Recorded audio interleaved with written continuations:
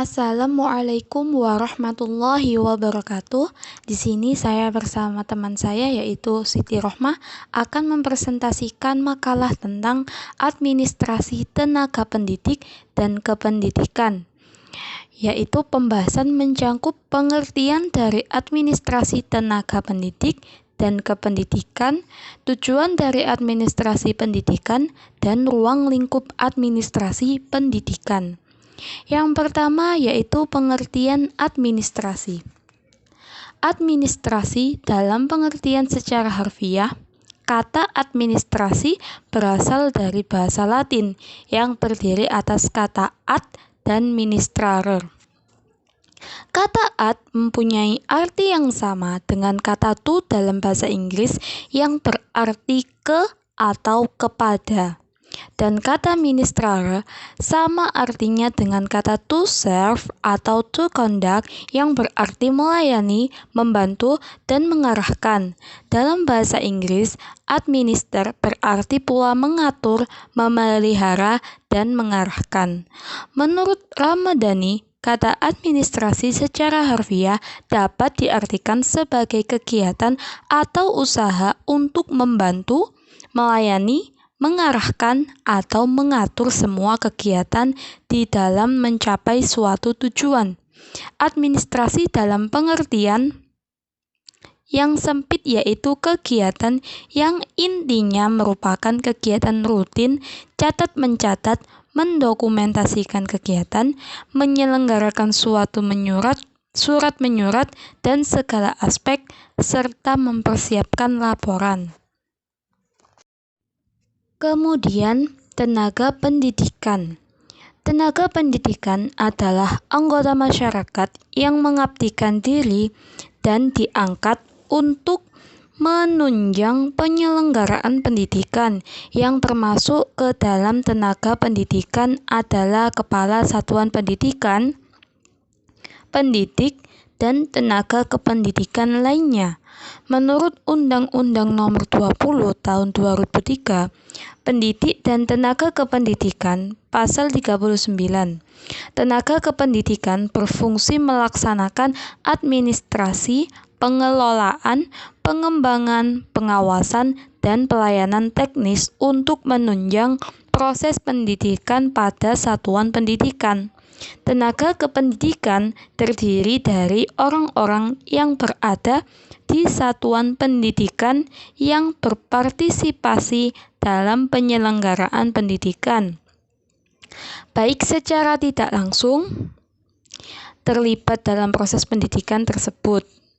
Pendidik adalah tenaga kependidikan yang berkualifikasi sebagai guru, dosen, konselor, pamong belajar, widyaswara, tutor, instruktur, fasilitator, dan sebutan lain yang sesuai dengan kekhususannya, serta berpartisipasi dalam menyelenggarakan pendidikan.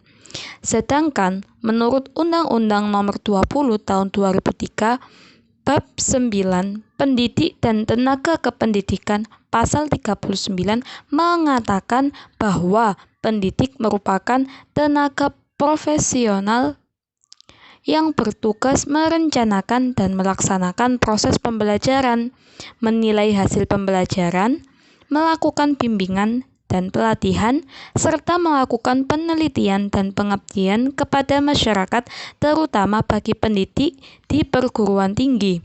Pendidik juga merancang, melaksanakan, dan menilai hasil pembelajaran, serta membimbing, melatih, meneliti, dan mengabdi kepada masyarakat. Yang kedua yaitu tujuan administrasi pendidikan. Tujuan administrasi pendidikan adalah untuk meningkatkan efisiensi dan efektivitas penyelenggaraan kegiatan operasional pendidikan dalam mencapai tujuan pendidikan. Adapun yang menjadi tujuan utama pendidikan adalah untuk mengembangkan kepribadian dan kemampuan peserta didik agar menjadi warga negara yang memiliki kualitas sesuai dengan cita-cita bangsa berdasarkan Pancasila. Tujuan administrasi pendidikan dapat dikelompokkan kepada tujuan jangka pendek, tujuan jangka menengah, dan tujuan jangka panjang. Tujuan jangka pendek dari administrasi pendidikan adalah agar tersusun dan terlaksana suatu sistem pengelolaan komponen instrumental dari proses pendidikan yang meliputi komponen siswa, pegawai guru, sarana atau prasarana, organisasi, pembiayaan, tata usaha, dan hubungan sekolah dengan masyarakat, agar terlaksananya proses pendidikan di sekolah secara efektif yang menunjang tercapainya tujuan pendidikan di sekolah yang bersangkutan. Tujuan jangka menengah administrasi pendidikan mengarah kepada pencapaian tujuan institusional setiap jenis dan jenjang serta program pendidikan. Sedangkan tujuan jangka panjang administrasi pendidikan adalah tujuan yang diarahkan untuk mencapai tujuan pendidikan nasional.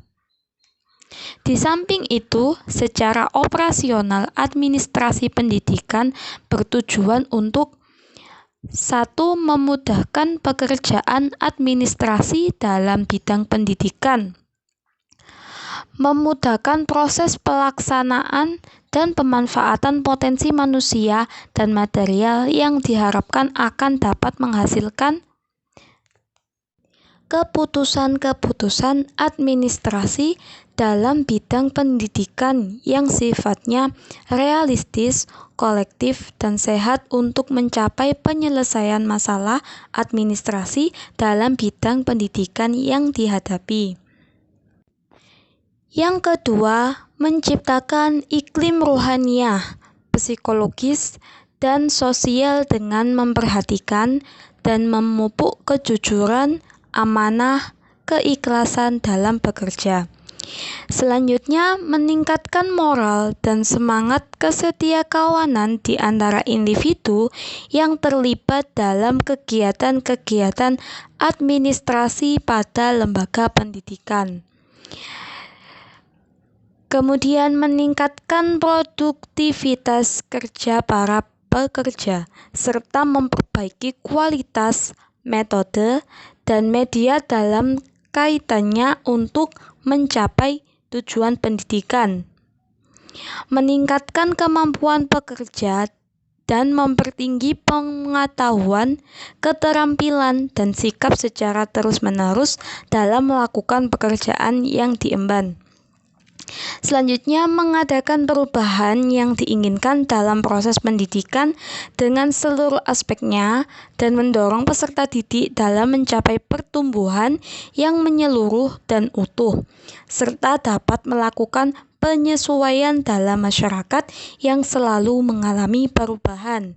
Yang terakhir, menghubungkan antara proses pendidikan dan tujuan-tujuan pembangunan dalam masyarakat, serta mempererat hubungan pendidikan dengan masyarakat atau lingkungan. Yang ketiga yaitu ruang lingkup administrasi pendidikan. Ruang lingkup administrasi pendidikan sangat luas, meliputi sekalian usaha, proses tindakan penyelenggaraan, pelayanan, bimbingan, pengaturan, dan mengawasi semua personal yang terlibat dalam kegiatan administrasi, termasuk pula masalah kepemimpinan, bagaimana sikap dan sifat seseorang pemimpin yang dikehendaki dalam pendidikan, tipe-tipe kepemimpinan, nama yang sesuai, syarat-syarat apa yang diperlukan sebagai seorang pemimpin yang baik. Menurut Hadari Nawawi, ruang lingkup administrasi pendidikan meliputi bidang-bidang kegiatan sebagai berikut, yakni A. Manajemen administrasi. Bidang kegiatan ini bertujuan mengarahkan agar semua orang dalam organisasi atau kelompok kerjasama mengerjakan hal-hal yang tepat sesuai dengan tujuan yang hendak dicapai. Yang B, manajemen operatif, yaitu kegiatan ini bertujuan mengarahkan dan membina agar dalam mengerjakan pekerjaan yang menjadi beban tugas masing-masing, setiap orang melaksanakannya dengan tepat dan benar. Nah, sebagai tenaga pendidik dan kependidikan, seorang guru ataupun kepala sekolah haruslah bekerja dengan baik dan sesuai dengan profesi yang mereka geluti. Seorang tenaga pendidik dan kependidikan merupakan faktor utama dalam perkembangan dan keberhasilan suatu sistem pembelajaran. Apabila seorang tenaga pendidik dan kependidikan tidak bekerja sesuai aturan yang ada, maka sistem pembelajaran tidak akan berjalan dengan baik. Oleh karenanya, seorang tenaga pendidik dan kependidikan dituntut agar bisa menunjukkan keprofesionalan mereka, bahkan jika perlu keprofesionalan tersebut ditingkatkan lagi agar para tenaga pendidik dan kependidikan dapat dikatakan seorang yang bermutu dan berkualitas. Jadi kesimpulannya yaitu administrasi adalah usaha untuk membantu, melayani, mengarahkan, atau mengatur semua kegiatan dalam mencapai suatu tujuan.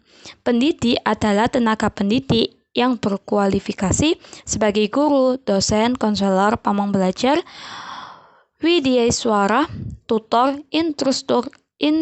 instruktur, fasilitator, dan sebutan lain yang sesuai dengan kekhususannya, serta berpartisipasi dalam menyelenggarakan pendidikan.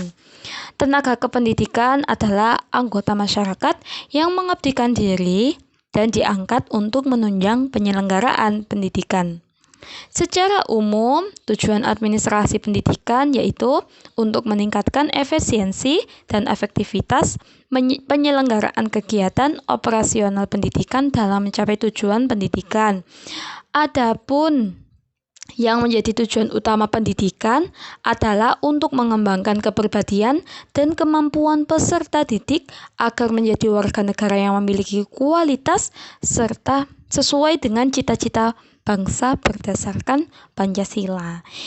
Yaitu ruang lingkup administrasi pendidikan sangatlah luas, meliputi sekalian usaha, proses tindakan penyelenggaraan, pelayanan, bimbingan, pengetahuan, dan mengawasi semua personal yang terlibat dalam kegiatan administrasi, termasuk pula masalah kepemimpinan.